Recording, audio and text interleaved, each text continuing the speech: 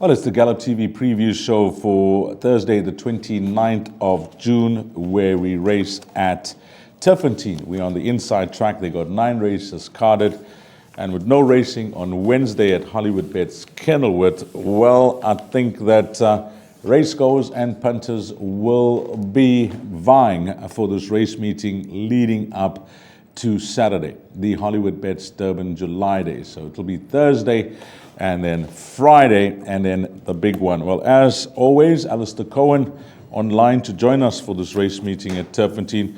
Yeah, just unfortunate all this weather and the interruptions and everything that we're having during the course of the week. Alistair, you've been in KZN and of course we're talking about Tuesday, what a downpour there was in KZN, and then losing Wednesday's race meeting in Cape Town. Yeah, obviously it's unfortunate, Dees. Good morning to you and good morning to all the viewers.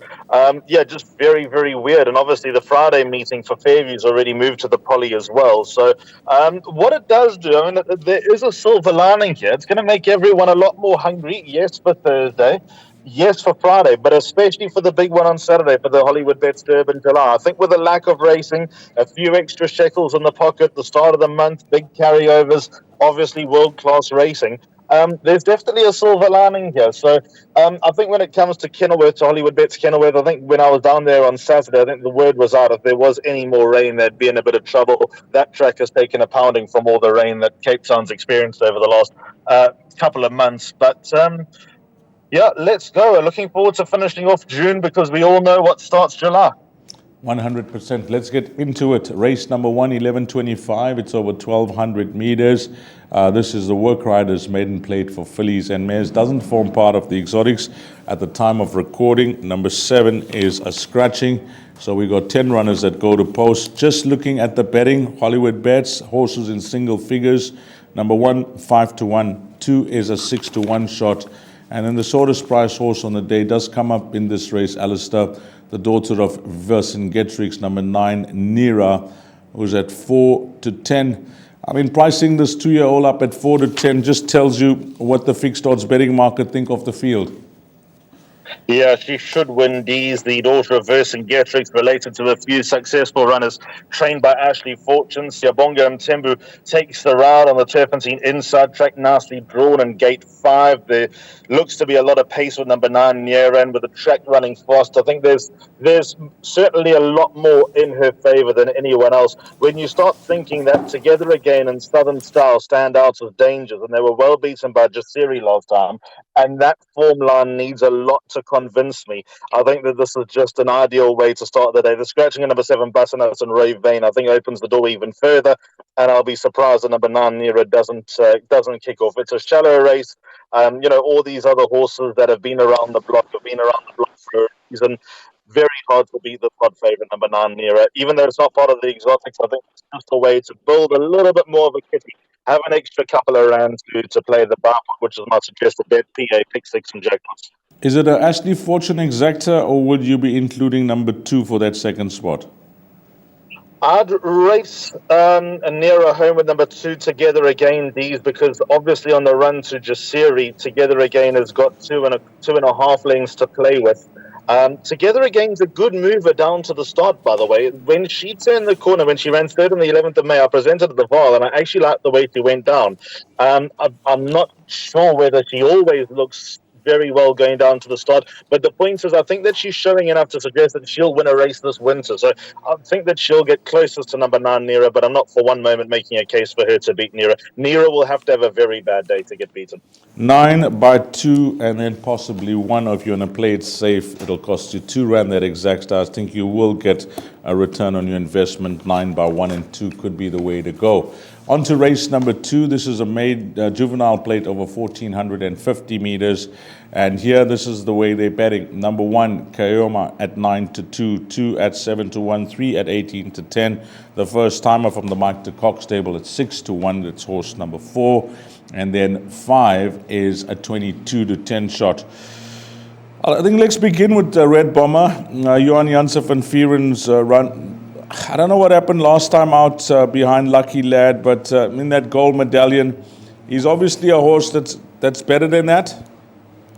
Too much too soon, Dees. I've done an experiment over the last couple of years with horses that win their debut on the half-veld and then travel down for the group races during KZN's champion season. It does not work. It's worth a spin, but they're just too much too soon. I think an extra run does them a world of good. So I'd make the excuse that number 3 Red Bomber just wasn't ready for it, and I think that he'll show more of what he showed first time out. Of course, out of that run, MK's Dreams has come out and franked the form. A well-beaten second was MK's Dreams, and there's another horse who was well in behind, Callum Mureta, who ran her worst race, came out and won from that form as well. So number 3 Red Bomber has got enough of a case. The bar pot is my suggested bet, and I'm hoping to survive here with 3 horses. I'm not overly convinced, but I think past the 3 horses I've got, there are dangers. Number 1, Kayamai's win at Hollywoodbets Greyville on Gold Challenge race day was unbelievable. He had no right to win. He went to the trenches, he dug down, he went to the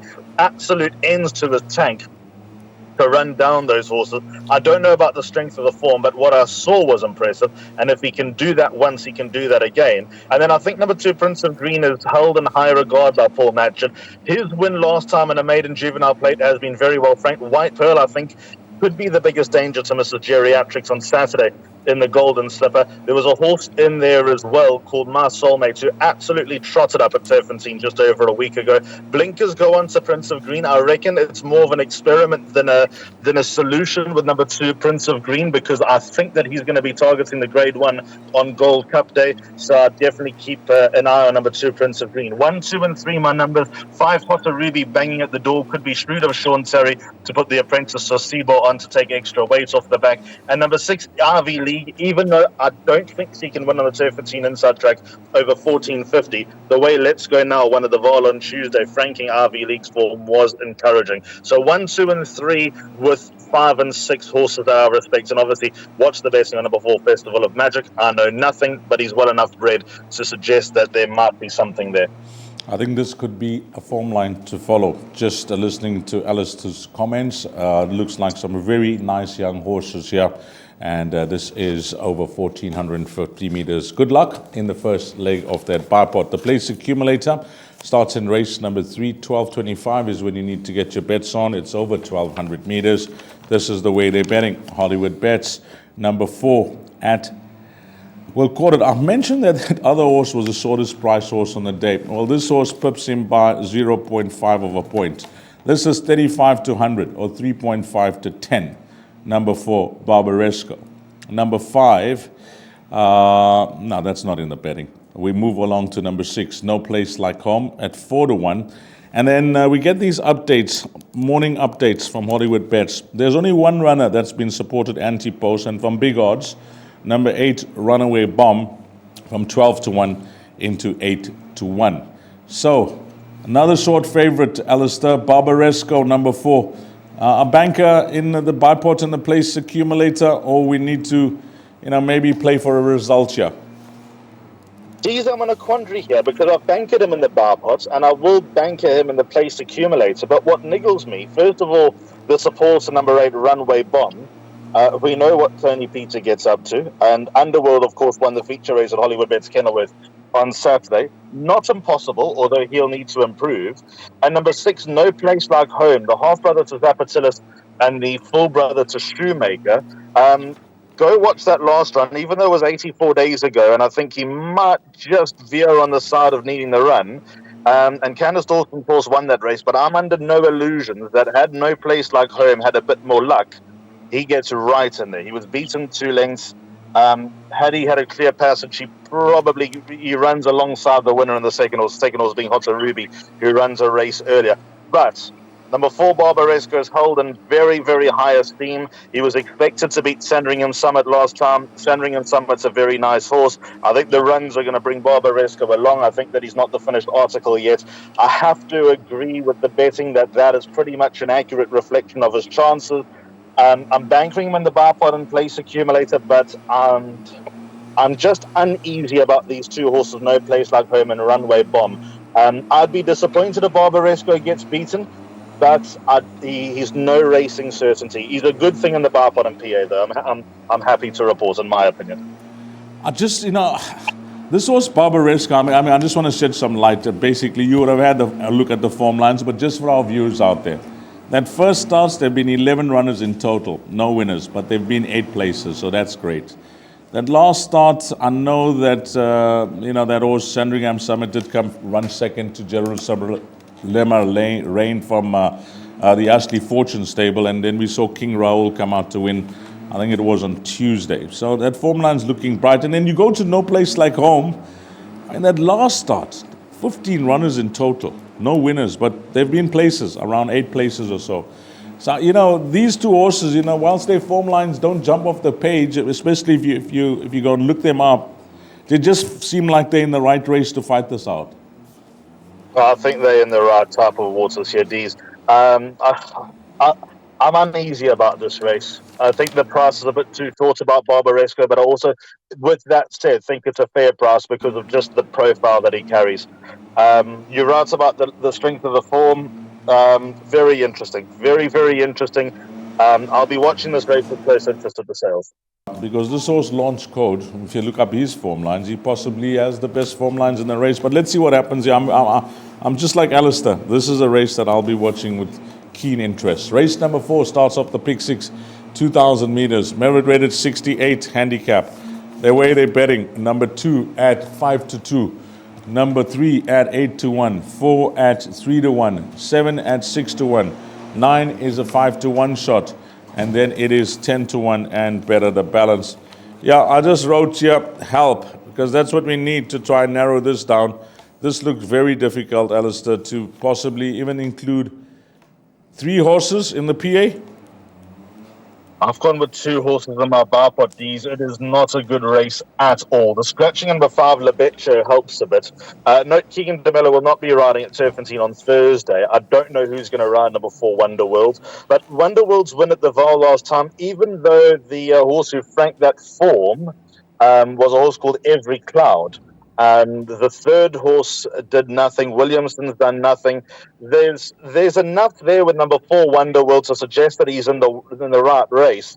But there's also enough there to suggest that he might sort of battle here. I think the fact that he's improving and that he went to the front last time. One thing we know, he needs a hard ride. He needs a good, strong jockey on board who's going to ride him for 2,000 meters and earn his riding fee because he is quite a lazy horse. But if he does get to the lead, he's going to be a hard horse to peg back. So number 4, Wonderworld, with a sense of trepidation, will be the horse that I think they all need to beat. Number 2, Romeo's Magic, I make the biggest danger. On the inside track, he's a totally different horse. If you have a look at his record, he's a 5-time winner. 3 of his wins have come on the inside track with heaps of places as well.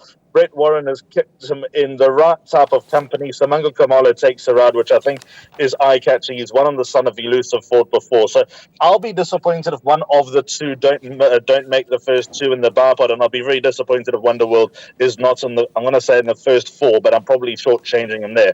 Other horses that I think can get in here, 7 Follow My Path, I think is alive. His racing continues to slide. He's got draw 1. That's going to be an advantage. I'm not sure about him over 2,000 meters, if I'm honest. I think that might be his Achilles heel on this Thursday card, but he's certainly not out of it. And I have an inkling that number 12, Devilish Dancer, despite having bottom weight and not winning for 492 days, I think Devilish Dancer can run into the first 4, but she's not one that you can follow off a cliff. And then the Inkosana, you've been a fan when he was racing in the maidens until he cracked that maiden. The post-maiden form is not the worst, and I see the average rating that he faced last time out was a 71. This is a 62, and with the 2.5 off, this has got a poached span. Draw 2, nicely drawn. I've been for the Inkosana too many times. I'm once bitten, twice shy. Another rest. I don't know if everything's going according to plan with number 9, the Inkosana. If he wins and you hear any crying, that'll be me. Okay, that is it. He gets my vote for the PA and the bar pot, just with that nice low weight and a decent draw. Race number 5, 1,800 meters. This is the way they're betting. Number 1, 33-10, along with number 2 at 33-10. Then we go on to number 4 at 11-2, 6 at 7-1, 7 is a 9-2 shot, 9 at 6-1, and 10 is an 8-1 shot. Well, there are some form updates here. Oh, there's one form update with horse number 10. We'll see if he takes his place. Third, 4 lengths behind William Iron Arm. That's Lutuli. I'm going to start off with a very interesting runner here, Alistair. I say interesting because I'm actually surprised. I don't know if you are in the same boat when it comes to him only being a one-time winner, and that's Climate Control, because he started off his career very well, and I know he's been solid and consistent, and he's running some highly competitive races, but I'm surprised he's still a one-time winner, this horse. He's ultra consistent. Me too, and the draw's a bit of a worry here. He's one of these horses that qualifies as the one of these days. He is going to win one of these days, and you'll probably find when he does win, he'll go in a bit of a streak. A higher rating of 90. The handicap has battled to drop him probably as quickly as he needs to. He's now down another pound after his last run to Meridius. He's back in a handicap. He's in the play. The draw is the only concern about number 2, Climate Control. I think the horse to watch here is number 9, Little Prince Bees. I think that he's alive. Fabian Habib showing signs of a form return. Samanga Kamalo takes the ride on the Son of Elusive Fort. When they team up, there's normally business to be done. Samanga rode him last time out, interestingly enough, and he's chosen to ride him again. Both of his wins have come on the inside track. The blinkers come off. I don't think the blinkers made any difference whatsoever. He didn't go backwards in them, and he didn't go forwards in them. I think number 9, Little Prince, is the right horse in the race. His ratings also dropped by a point. And I'll use the same debate as I'm using in the Hollywoodbets Durbanville. The 4-year-old off a lighter weight against a 3-year-old with the heavyweights. I'm going to go with the 4-year-old here. So number 9, Little Prince, my top choice, but certainly not race over. 1, Green Light Magic is improving. Number 2, Climate Control, as I mentioned, is a one of these days. And this was number 7, Vesuvio. I see my friend Savin Govender has got a share, and he could be... Every time he runs, he could be anything because he is so badly behaved in the starting stalls and badly behaved going down to the start. But when he puts it all together, he can be very dangerous as well. You don't know what you're going to get. If you can extend the budget, put him into everything because with him, he's much like a pump and power. It's either win or bust with number 7, Vesuvio. I know that his recent runs don't necessarily suggest that, but that is the type of character he is. On a good day, he can do damage. On a bad day, he can damage us. Good numbers there for Alistair. This horse, Green Light Magic, if there's any money for this horse, I think it could be the proper money to follow in the field because that last start, it was coming off a year's absence and really caught my eye from that poor draw behind Celestial City, who we know about. But if there's any money for this horse, because it is second run back from a long layoff, there'll be naysayers, there'll be those that doesn't bother them, but I really was impressed with this horse's last start. Number 1, Green Light Magic. That's going to be my roving banker in the race, but Alistair's picked out some nice value there. 9, Little Prince, 7, Vesuvio, and I think you have to include numbers 1 and 2. So I think you can shorten that leg down race number 5. Race number 6, merit rated 94 handicap over 1,450 meters. This is the way they're betting. Number 3, 9 to 2. 4 is at 18 to 10. 5 is at 7 to 2, 7 at 6 to 1, and 8 Lord Varis is a 7 to 1 shot. The one horse is a scratching here now, Alistair. That's the latest. So we'll have 8 runners that go to post. No, I always like this horse, Lord Varis. Whether it's for the jackpot or pick 6 or whatever bets, but he always gets an inclusion from me. I don't know, last time out at the Val Classic track, he just seemed to be one pace at the business end of the race. But with this low weight of 53 kgs, a horse that can run on his day. Always good value to include these. This horse, number 8, Lord Varies. I think that he's always a character that's just under the radar with regard to 1,600 meters. I know he's placed over a mile, but I think that just stretches him a little bit. I think over 1,450, that's his absolute game. Chance. But there's a horse in this race that I've been waiting for a long time. I'm disappointed to hear that he's 9 to 2 because I was hoping to get around 7 to 1. That's how badly I judged it. But number 3, Now I Got You, is my winner of race number 6. He's never run in a handicap. He's been dying to run in a handicap. Samanga Kamalo sticks with the son of Admiral Kitten, who came out the 2-year-old campaign rated 105. Now, he's not 105. That's evident. But now he's a 95. He's run in plate races. He's run in the wrong races throughout his career. I think many forget that he ran a place at Hollywoodbets Scottsville. That was his claim to fame in the Grade 1. I think that he's the horse they need to beat. He's been on my radar for a long time. Peak run, 3rd run after arrest. There's too much to like. If there's one good bet on this card, it's Now I Got You in race number 6. And funny enough, despite my confidence, I backed him up with number 4, Stratospheric, because the last run was all wrong. There shouldn't be much between Stratospheric and Destiny of Souls on their run on the 23rd of March, but we know that Tony Peter can get them to perform fresh. So that is my big danger. But I think number 3, Now I Got You, I can't tell you how much I like him on this card. Like I said, he is my punt of the day, and I'll cover places. I will cover places because there is an inkling that he's forgotten how to win, but I can't tell you how long I've been waiting for this horse. Let's see if my judgment is right. Well, you got me, and I like it. I like it. I like it a lot, Alistair. Race 6, number 3. Now I got you. 9-2, boys. After this show, you're not going to get that price. That I can promise you, because a serious case has been made for him, and against an 18-10 shot, well, you know how to cover the places if he doesn't win. But the confidence is there from Alistair, and this is the one he's going for on the day. And he's found one at a decent price. Race 7, 1,450 meters, merit weighted 68 handicap. The betting, number 1 at 6-1. Then we go on to number 3 at 5-1, 4 at 3-1, 5 at 6-1. Maboneng, the filly, 18-10. And then we go on to 7. No, that is not in double figures. I've written the betting down of one horse here, but you're going to have to try and find it, Alistair, because I'm sure you may be able to find it. But is Maboneng the filly to beat? Can she go back-to-back here against the boys after a gutsy win last time out? I don't know, Dees. Let me try and guess what your horse is. I've gone 3 horses in the bar pot. 4, 6, and 10. Is your horse number 10, the captain? Yeah, that's my horse. That is my horse. That is my horse. I knew you'll get it. You didn't need strike 3. It was strike 1 there.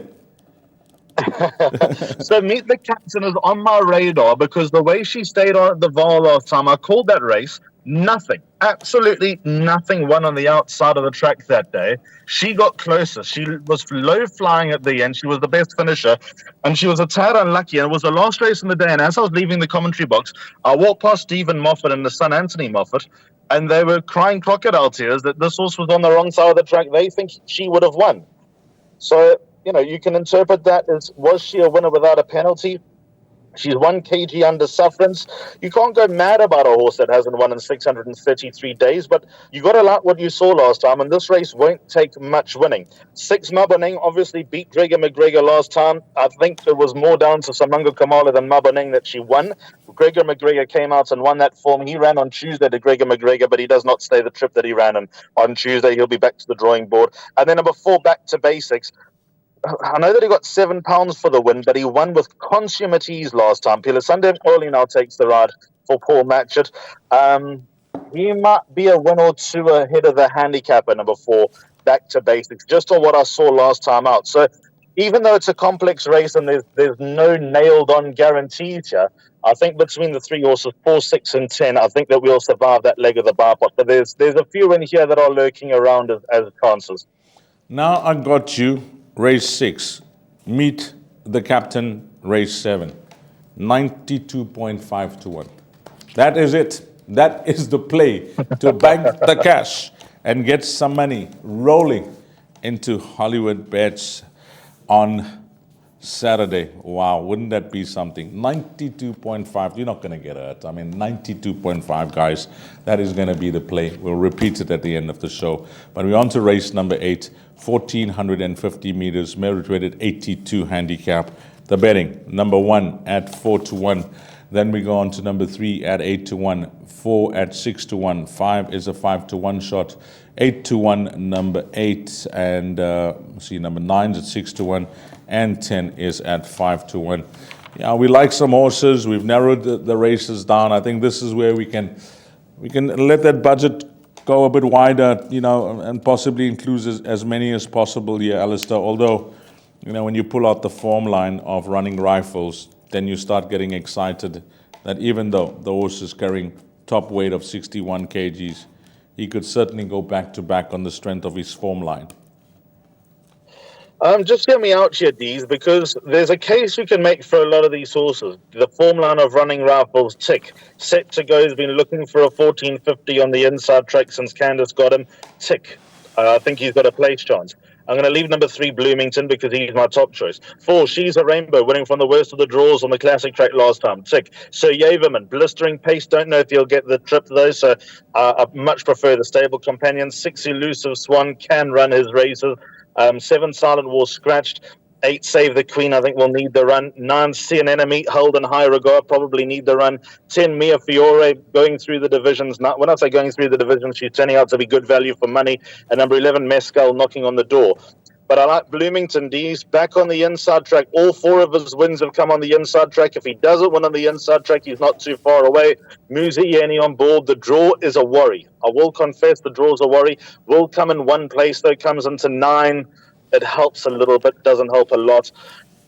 But I think number 3, Bloomington, I know that, to speculate when we're tipping is probably a brave thing to do. But if the race runs according to plan, I think that he'll win it. Like I said, there's a case you can make for a lot of these, but Bloomington on the inside track has been a money maker for me, and I'm not going to deviate off that.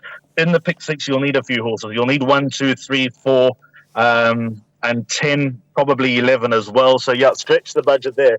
But in the place accumulator, I think I'd go 1 and 3, and I'd probably take a few swingers with them as well. Oh, just keep an eye. The Celestial Cities come up a few times during this preview, and I think race number 5 will be the big one I'll be watching. Green Light Magic, if that wins, then Alistair could be well on the mark here with number 3, Bloomington, to give this horse, number 1, Running Rifles, a proper run for his money. Then on to race number 9, 1,000 meters, merit weighted 68 handicap. How they're betting: number 1 is at 3-1, 2 at 5-1, 3 is a 3-1 shot, 4 at 8-1. And then we go on to number 11. That's at 8-1. Yeah, this horse called Brosnan. Wow. Come through from KZN and behind horses like Maserati Raw and Fish Eagle, who are just fair horses, but came through to win a really nice race when shedding the maiden last time out. I don't know how that form line's going to hold up, but he's taking on horses here, Alistair, and I don't think that this type of race you could possibly try and narrow it down, because this will be a true test for him, because there's some fair horses here out the maidens. Geez, I don't like the race. Good luck to everybody. Go field if you can afford it. I think I've narrowed some races down so we can afford it. I'm not going to go into depth. If pushed into a corner, I'll go with number 3, Brosnan, but with no confidence whatsoever. It's a horrible race. I think number 8, Great Times, could also get a blow in despite the tricky draw. But this race has got me absolutely stumped.